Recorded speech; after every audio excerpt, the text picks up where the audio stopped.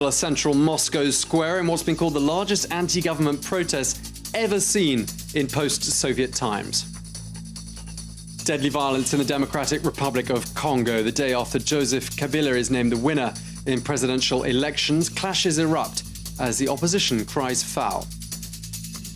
And a female trio, a president, a journalist and an activist, accept the Nobel Peace Prize at a ceremony in Oslo.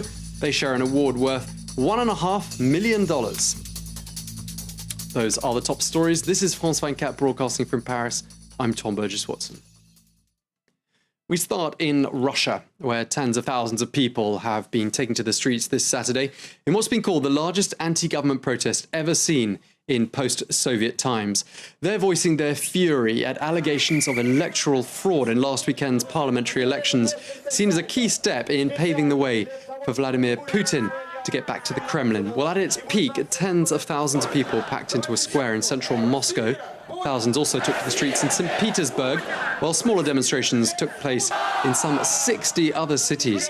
Well, police are said to have shown restraint, and only about 100 arrests have been reported nationwide. The Telegraph's Moscow bureau chief explains now whether the situation can be compared in any way to the Arab Spring.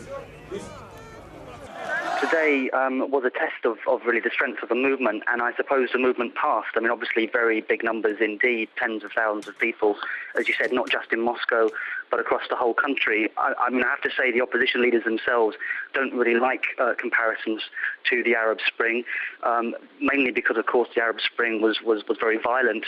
There was bloodshed. They're insisting that they want to change things peacefully. It remains to be seen, I mean, how successful they will be now. Obviously, today was a big success for them, and they're giving the authorities a couple of weeks to try and meet their demands, and they're going to revisit the issue in 2 weeks. If the authorities do not do enough to satisfy them, they're going to come back out onto the streets on Christmas Eve, on December the 24th, for another big demonstration.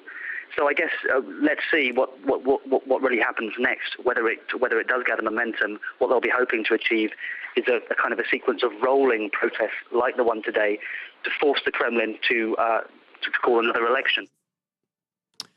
Now, there was a fresh bloodshed in Syria this Saturday. There are reports of at least 12 civilians being killed by security forces on this International Human Rights Day.